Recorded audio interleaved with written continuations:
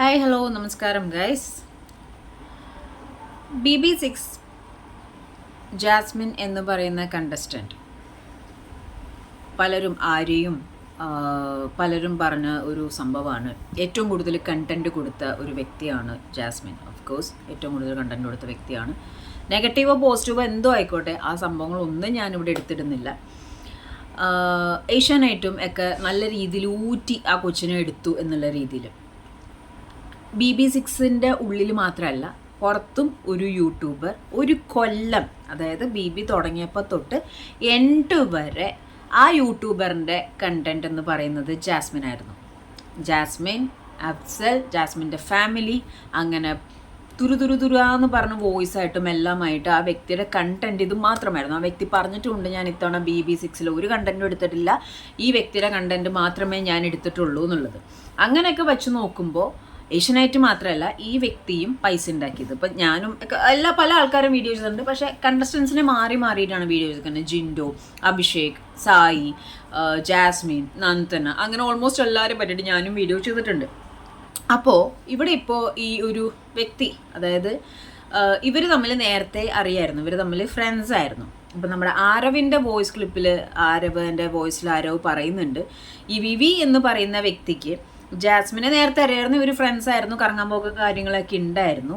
അപ്പോൾ വ്യക്തി വൈരാഗ്യം മനഃപൂർവ്വം പർപ്പസ്ഫുള്ളി ഇവർ തമ്മിൽ ഫൈറ്റ് ഉണ്ടായിരുന്നു. അപ്പോൾ അതിൻ്റെ ഒരു വ്യക്തി വൈരാഗ്യം തീർക്കാൻ വേണ്ടിയിട്ട് അഫ്സലിനെ വെച്ചിട്ട് ജാസ്മിനെ മനഃപൂർവ്വം എടുത്ത് താഴെ ഇടാൻ വേണ്ടിയിട്ടാണ് വീഡിയോസ് ചെയ്തുകൊണ്ടിരുന്നത്. അഫ്സൽ എൻ്റെ ഫ്രണ്ടാണ്, സോ എനിക്ക് ചോദിക്കേണ്ടതെന്നുള്ള രീതിയിലാണ് വീഡിയോസ് ചെയ്തേ എന്ന് ആരവ് പറയുന്നുണ്ട്. അതേപോലെ തന്നെ ആരവും വിവിയും നല്ല ചങ്സ് ആയിരുന്നു, ഇപ്പോൾ അവർ തെറ്റിപ്പിരിഞ്ഞു. അതിനുള്ള വോയിസും ആരവ് പറയുന്നത് ഈ ആരവിൻ്റെ ലൈഫ് പോകാൻ കാരണം വിവിയാണ്. അപ്പോൾ ഒന്ന് ആലോചിച്ച് നോക്കിക്കുക, അങ്ങനെയാണെങ്കിൽ ഒരു ഒറ്റ ലൈനിൽ റോബിൻ, ജാസ്മിൻ, ആരവ് 3 പേരുടെ ലൈഫാണ് സ്പോയിൽ ചെയ്തത്. ഒന്ന് ആലോചിച്ച് നോക്കിക്കേ. അത് നമ്മൾ മനുഷ്യന്മാരെങ്ങനെ വിശ്വസിക്കും?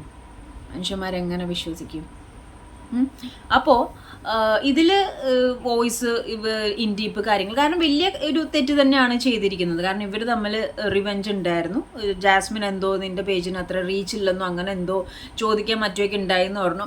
അതുകൊണ്ടാണോ എന്തോ ആ വ്യക്തി ജാസ്മിൻ്റെ കണ്ടന്റ് വെച്ച് തന്നെ റീച്ചും കാര്യങ്ങളൊക്കെ ഉണ്ടാക്കി. അതേപോലെ തന്നെ ആരവും പറയുന്നുണ്ടായിരുന്നു, ആ വീഡിയോസും കാര്യങ്ങളൊക്കെ, റോബിനെതിരെയുള്ള വീഡിയോസും കാര്യങ്ങളൊക്കെ പർപ്പസ്ഫുള്ളി നശിപ്പിക്കാൻ വേണ്ടിയിട്ട് തന്നെ പറഞ്ഞ് ചെയ്യിപ്പിച്ചതാണെന്നുള്ളത്. അപ്പോൾ ഇപ്പോഴത്തെ ഒരു അവസ്ഥയിൽ സിബിനും പൂജയും എന്തിനിവരെ പോയി കണ്ടു എന്നുള്ളതാണ്. കാരണം എന്താണെന്ന് വെച്ച് കഴിഞ്ഞാൽ, ഒരു സാധാ യൂട്യൂബറാണ് ഈ വ്യക്തി, അല്ലേ? അപ്പോൾ സിബിൻ്റെ ടാർഗറ്റും പൂജയുടെ ടാർഗറ്റും ജാസ്മിൻ തന്നെയായിരുന്നു. സിബിൻ പുറത്തിറങ്ങിയതിന് ശേഷവും ജാസ്മിനെ പറ്റിയിട്ട് തന്നെയാണ് സംസാരിച്ചുകൊണ്ടിരുന്നത്. അതിൻ്റെ അകത്തും ജാസ്മിനെ പറ്റിയിട്ടാണ് സംസാരിച്ചുകൊണ്ടിരുന്നത്.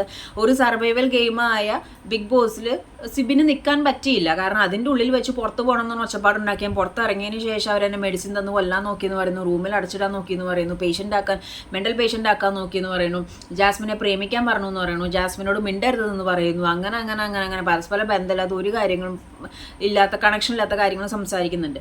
അപ്പോൾ ഒരു ആൾക്ക്, ഈ വിവി എന്ന് പറയുന്ന വ്യക്തി ജാസ്മിനെതിരെ വീഡിയോസ് പോസ്റ്റ് ചെയ്തുകൊണ്ടിരുന്ന ഒരു വ്യക്തിയെ വൈൽഡ് കാർഡായിട്ട് കയറിയ പൂജയും സിബിനും എന്തിനു മീറ്റ് ചെയ്യേണ്ട ആവശ്യം?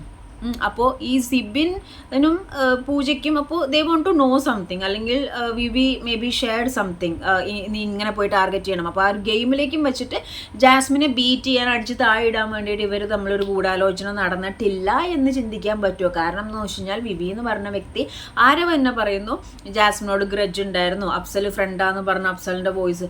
ഇനി ഇതൊക്കെ പറഞ്ഞ് ചെയ്യിപ്പിച്ചതാണോ ഏത് വഴിക്കാണ് ഇനി സത്യങ്ങൾ വരാൻ പോണതെന്ന് ഒരു പിടുത്തമില്ല. ഈ വിവി ഹിയർ എന്ന് പറയുന്ന വ്യക്തി ജാസ്മിനെ പറ്റി ചെയ്ത അത്ര വീഡിയോസ്, കാരണം നിങ്ങൾക്ക് നോക്കിയാൽ മനസ്സിലാവും, ഒരു ടൈം കംപ്ലീറ്റ് ജാസ്മിൻ്റെ ടോപ്പിക് അല്ലാതെ, ഇപ്പം ഇടയിൽ ദിയാസന കയറി വന്നിട്ടുണ്ട്, അല്ലാതെ ജാസ്മിൻ്റെ ടോപ്പിക് അല്ലാതെ ആ പയ്യൻ വേറെ ഒന്നും ചെയ്തിട്ടില്ല. അപ്പോൾ സിബിനും പൂജയും കൂടിയും പോയിട്ട് ജാസ്മിനെതിരെ സംസാരിച്ച വിവിയെ മീറ്റ് ആക്കണമെന്നുണ്ടെങ്കിൽ ഡെഫിനറ്റ്ലി അവിടെ എന്തോ ഡിങ്കോളാഫി നടന്നിട്ടുണ്ടെന്നുള്ള കാര്യത്തിൽ ഒരു ഡൗട്ടില്ല. കാരണം ഒരു വൈൽഡ് കാർഡായിട്ട് കയറാൻ പോകുന്ന ടീംസാണ്. അതിൻ്റെ ഉള്ളിൽ കളിച്ചുകൊണ്ടിരിക്കുന്ന വ്യക്തിയാണ് ജാസ്മിൻ. പോസിറ്റീവോ നെഗറ്റീവോ എന്തോ ആയിക്കോട്ടെ, എന്ത് ട്രാക്ക് വേണേ ആയിക്കോട്ടെ, അതിൻ്റെ ഉള്ളിൽ നിന്ന് ഗെയിം കളിച്ചുകൊണ്ടിരിക്കുന്ന വ്യക്തിയെ തകർക്കാൻ വേണ്ടിയിട്ട്, കാരണം ഓൾറെഡി വിവിക്ക് ഗ്രഡ്ജ് ഉണ്ടെന്ന് ആരവ് പറയുകയും ചെയ്തു. അപ്പോൾ ഒന്ന് ആലോചിച്ച് നോക്കിയ ലോകത്തിൻ്റെ പോക്ക്, മനുഷ്യന്മാരെ എങ്ങനെ വിശ്വസിക്കും?